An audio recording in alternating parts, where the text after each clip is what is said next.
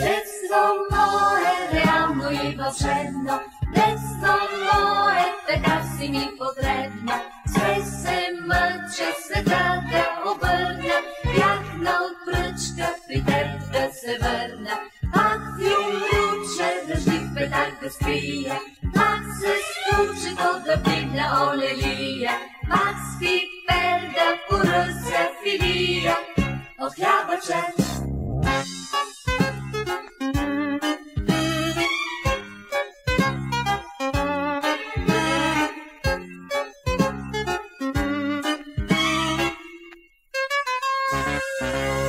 Детство мое, едноетажно, детство мое, за мен така е важно. Щом студено ми стане да мога, да си взема от детския огън.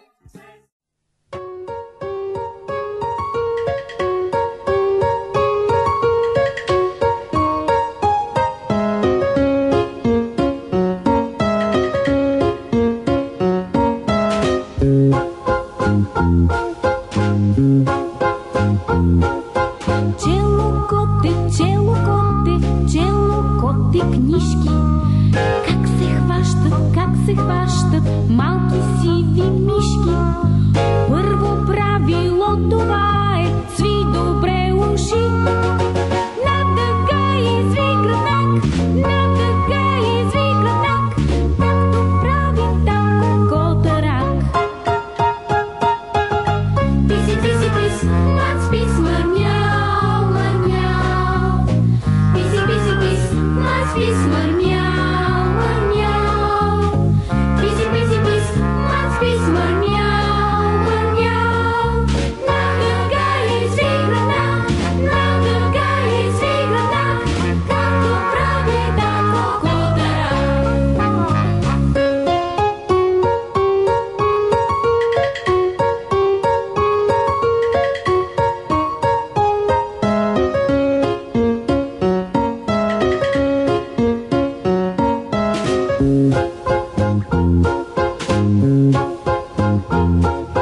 После скъди фени лапи, фигура тихо стъпвай.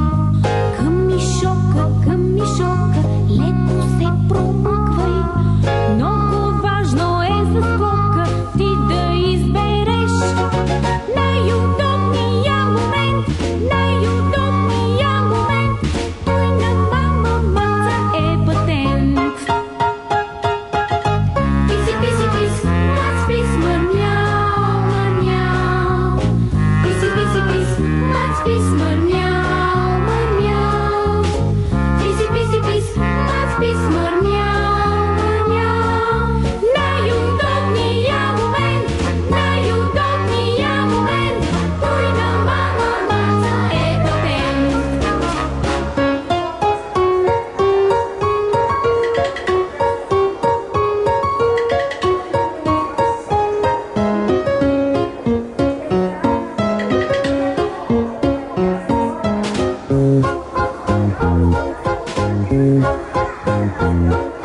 Чело коте книжки, как се...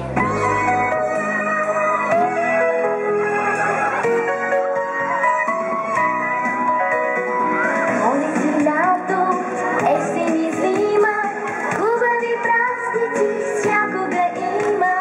Дни на герои или на свети, еднакво обичаме ние. Ден на марите, ден на цветята, ден на труда или на свободата. Празник на буквите, празник на мама, ни чакаме с радост голяма.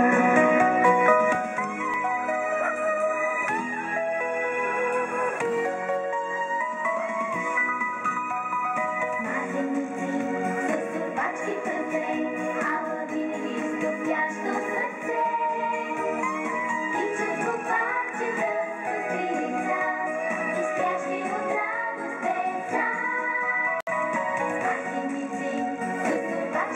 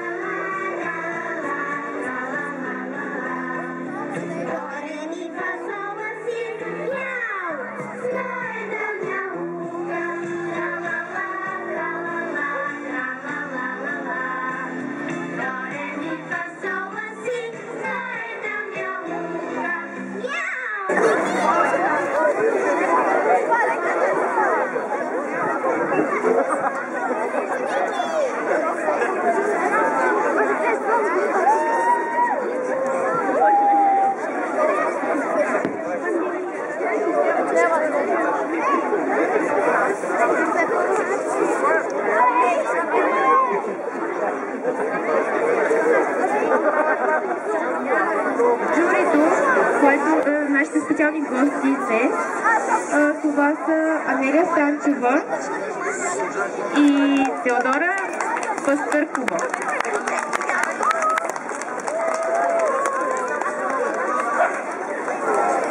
Първи ще дефилира Хъскито Алекс на Венцислав Димитров.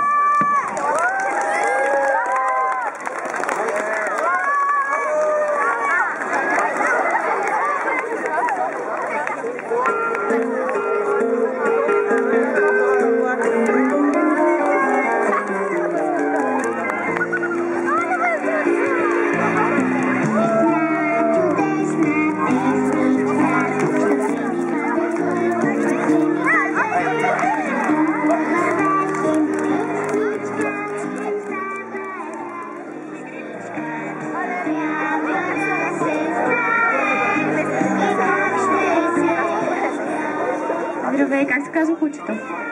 Алекс. На колко е? Годинка и 8 месеца. Може ли да прави някакви номера? Ами не е много свободно да слушам. Добре, бе си тогава.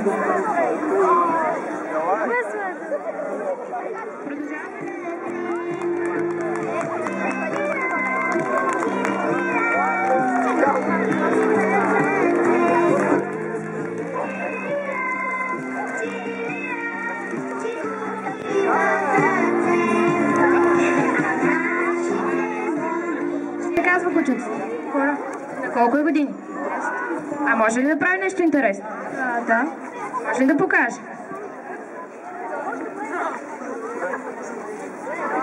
Браво! Мерси, мерси. Сега имаме още един кокен шпаньол, Яр, на Карина Апостолова от 5А.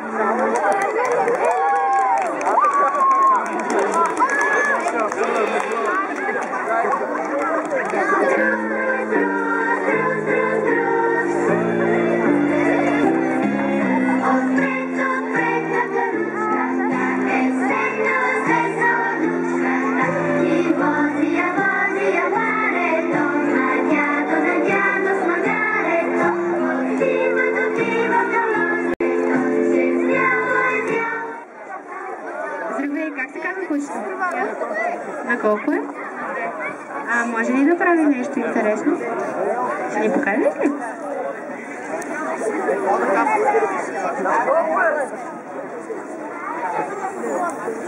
Седна.